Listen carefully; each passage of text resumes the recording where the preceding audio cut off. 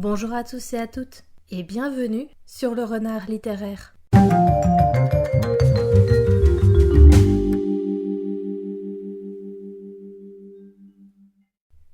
J'espère que vous allez bien, moi je suis ravie de vous retrouver aujourd'hui pour une nouvelle vidéo dans laquelle on ne va pas parler de livres mais plutôt d'animés et aujourd'hui je vous propose de découvrir 5 animés que j'ai adoré regarder ces derniers temps, donc on va commencer tout de suite.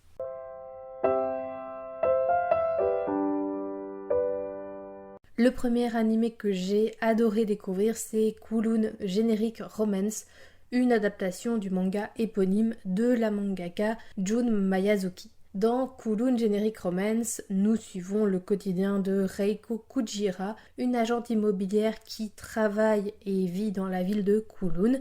Elle semble partager des sentiments amoureux envers son collègue Kudo, un homme un petit peu rustre aux premiers abords, mais qui apprécie beaucoup Reiko. Cependant, Reiko et lui ont déjà eu une histoire d'amour dans le passé. Le souci, c'est que notre protagoniste ne s'en souvient pas et pire, elle n'a absolument aucun souvenir de son passé.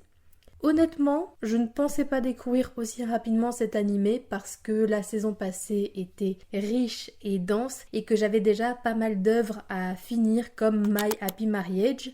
Mais j'ai tout laissé en plan en voyant la vidéo que le youtubeur Revor avait consacrée et encore une fois, il a trouvé les mots justes pour me convaincre et il a en plus de ça comparé la romance de Kudo et Reiko à plusieurs histoires d'amour qui m'ont beaucoup touchée, comme celle de Nagisa et Tomoya dans Clannad qui m'a fait verser des litres de larmes, ou encore celle de Yui et Hinata dans Angel Beats qui est mon animé préféré. Et dès les premières minutes, j'ai été happée par cette histoire. Kunlun Generic Romance, c'est pas qu'un simple animé de romance, c'est bien plus que ça. Déjà, on plonge dans une ambiance très particulière, aux antipodes de ce que nous proposent généralement les animés de romance. Il y a quelque chose de très particulier, de malaisant, et ce dès le premier épisode. Pourtant, je n'ai jamais réussi à mettre des mots justes sur cette sensation qui m'habitait, sur ce qui était bizarre dans la relation entre Reiko et Kudo. Et puis, l'intrigue est loin de tourner autour de la relation amoureuse entre ces deux collègues. Alors, certes, c'est une partie relativement centrale de l'intrigue, mais je vous promets qu'on va bien au-delà et qu'au fur et à mesure des épisodes, on découvre plein de nouveaux mystères sur Kunlun, sur les personnages secondaires, sur l'identité de Reiko, etc. Et c'est absolument passionnant. Honnêtement, chaque épisode apporte son lot de surprises, de révélations et chaque épisode est un véritable bonheur à regarder. Je voulais absolument découvrir tous les secrets que nous réserve cet animé, découvrir ce qui était réel et ce qui était faux, et puis je l'avoue, voir comment allait évoluer la relation entre Reiko et Kudo parce que leur relation est assez unique et complexe et je n'avais qu'une seule envie, les voir finir ensemble. Et comme si tout ceci ne vous suffisait pas, j'ajouterais que l'animation est au top. C'est super bien animé, les décors sont fouillés, la musique est incroyable. J'ai pas trouvé quel était le studio en charge de l'animation de Kunlun, mais ils ont fait un travail exceptionnel. Je termine avec un petit fun fact que j'ai trouvé en effectuant quelques recherches sur l'œuvre. Le manga est très populaire et particulièrement bien noté puisqu'il a fait partie des nommés pour la 6e édition des Next Manga Awards et il s'est classé, selon Wikipédia, 3e sur la liste Kono Manga ga Sugoi, liste établie par des lecteurs masculins.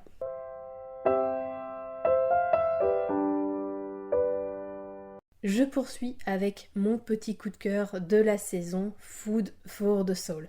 On suit l'histoire de 5 étudiantes récemment arrivées à l'université et qui vont fonder un club de gastronomie où elles vont tester des restaurants, cuisiner, élaborer des recettes et l'intrigue s'arrête là. Food for the Soul, c'est un slice of life très cosy et très chill où il n'y a pas de réel enjeu, pas de drame Et honnêtement, cet animé, il porte très bien son nom, c'est de la nourriture pour l'âme, un moment de repos et de sérénité et qui ouvre aussi l'appétit parce que les recettes que fait Mako et ses amis ont l'air absolument délicieuses. Je n'ai pas grand chose à dire de plus, si ce n'est que c'est un animé que vous allez adorer si, comme moi, vous aimez les animés tranches de vie et où les personnages se retrouvent autour d'une passion commune, un petit peu comme dans K-On!, sauf que ici, on va parler nourriture.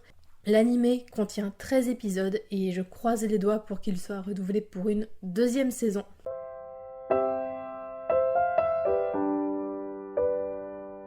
J'enchaîne avec Rock is the Lady Modesty, un animé qui comporte actuellement une saison de 13 épisodes. Nous suivons l'histoire de Lilisa Suzunomiya, une jeune fille dont la mère s'est récemment mariée à un riche investisseur immobilier et qui se retrouve donc propulsée dans la haute société japonaise. Mais pour mettre sa mère à l'abri et assurer ce nouveau statut où sa mère et elle ne manquent de rien, Lilisa met tout en œuvre pour obtenir le statut de lady dans son académie. Et de fait, tout le monde admire Lilisa pour ses bonnes manières, son éloquence, ses notes excellentes, sa participation active dans la vie scolaire, etc. Le problème, c'est que tout ça, c'est qu'une façade. Lilisa, ce qu'elle aime plus que tout, c'est le rock et jouer de la guitare électrique, ce qu'elle ne peut plus faire ni aimer depuis qu'elle est rentrée dans l'élite. Cependant, un jour, Lilisa va être attirée par un bruit de batterie qui provient d'une salle de cours inutilisée.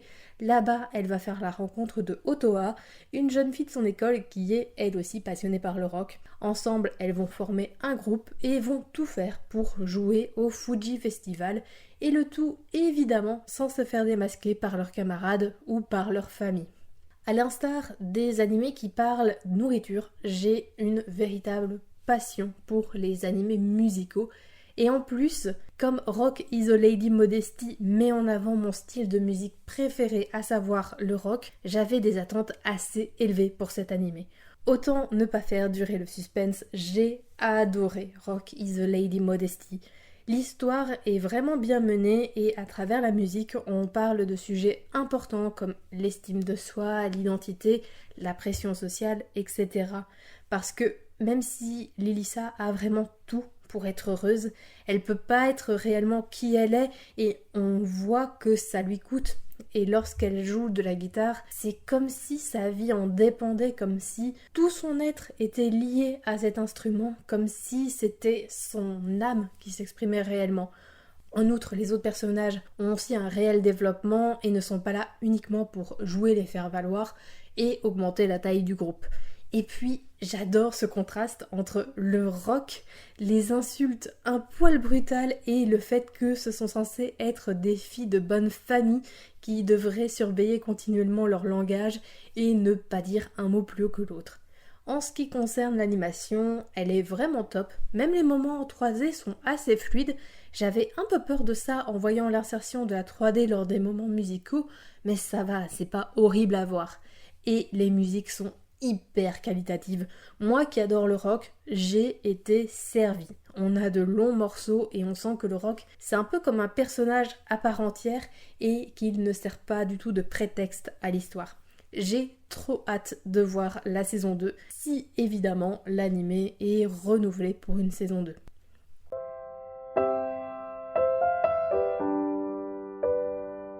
Le premier semestre de l'année a été rythmé par la sortie de la saison 2 des Carnets de l'apothicaire. Même si le manga et l'animé ont une certaine popularité, je vais quand même vous faire un petit résumé de ce que sont les Carnets de l'apothicaire. Nous suivons donc l'histoire de Mao Mao, une jeune apothicaire vivant dans la Chine impériale et qui, à la suite d'une cueillette, va se faire enlever et va devoir travailler au sein de la cour afin de pouvoir rembourser sa dette. Et même si elle veut se faire discrète, ses talents d'apothicaire seront remarqués, ce qui lui permettra de monter en grade et de devenir goûteuse pour l'une des concubines de l'empereur.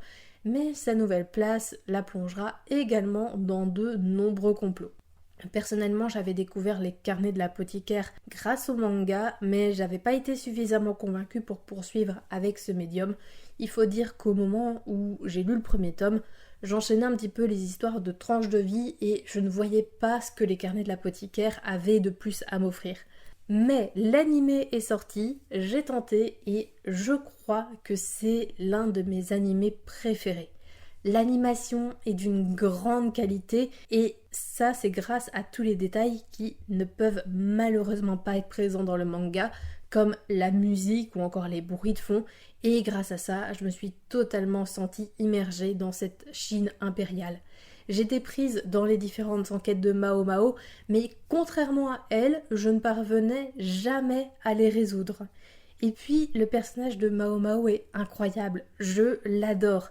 Elle est brillante, pleine de ressources, courageuse, bref, le genre d'héroïne que j'admire et dont le sort m'intéresse réellement. Cette deuxième saison était, si c'est seulement possible, encore mieux que la première. J'étais totalement captivée par les événements, par les différents complots, les machinations qui touchent la cour et qui font ressurgir de vieux événements, de vieilles blessures et de vieilles souffrances qui n'ont malheureusement jamais pu être apaisées. L'annonce d'une troisième saison ne m'a pas du tout surprise parce que, comme je le disais, c'est un animé très populaire et il mérite totalement cette popularité. La seule chose qui me fait un petit peu peur, c'est que l'anime a dépassé le manga et soit on part dans quelque chose de totalement inédit, quitte à ne pas respecter l'œuvre de base, soit on fait comme dans les shonen des années 2000 et on part sur des épisodes filler le temps que le manga ait repris de l'avance. Et les épisodes filler, c'est jamais gage de qualité. Quoi qu'il en soit, j'ai adoré cette saison 2 et si vous aimez les histoires de complot politique, le tout porté par une héroïne hyper badass, vous pouvez foncer, cet animé est fait pour vous.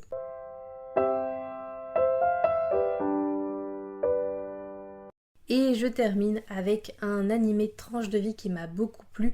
Il s'agit de, attention à la prononciation, The Mononoke Lecture Log of Shusenji Sensei He Solves of the Mysteries, que l'on va abréger par facilité en Mononoke Lecture. J'avais hésité à vous parler d'un autre animé qui met en scène un duo d'inspecteurs et dont le nom est beaucoup plus facile à prononcer, mais j'ai finalement choisi celui-ci parce qu'il a un contexte historique plus original et que le but de cette vidéo n'est pas d'énumérer tous les animés de la saison.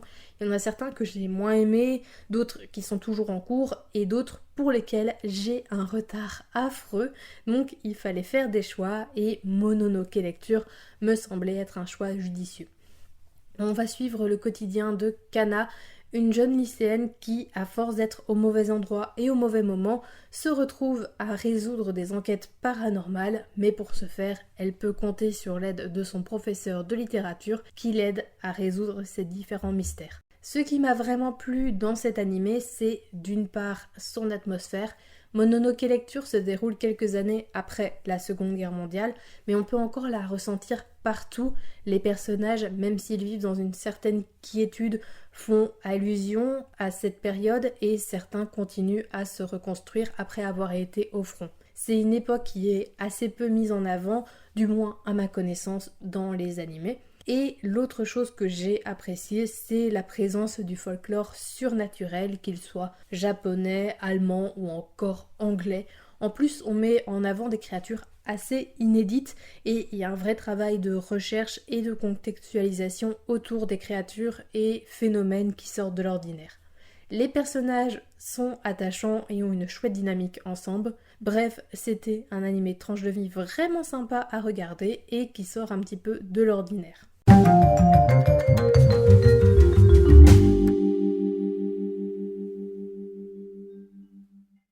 Cette vidéo est désormais terminée et j'espère qu'elle vous a plu. N'hésitez pas à me dire si vous avez vu l'un de ces animés et quel est votre avis là-dessus. N'hésitez pas à me dire quel est votre animé du moment, je serai ravie d'en discuter avec vous dans l'espace des commentaires. N'hésitez pas également à lâcher un petit pouce bleu, à vous abonner à la chaîne, ce qui est le meilleur moyen de soutenir mon travail et qui vous permet par la même occasion d'obtenir une notification à chaque fois que je poste une nouvelle vidéo, c'est-à-dire un vendredi sur deux à 18h30. Et moi, en attendant de vous retrouver dans une prochaine vidéo, je vous souhaite d'excellentes lectures et je vous dis à très bientôt.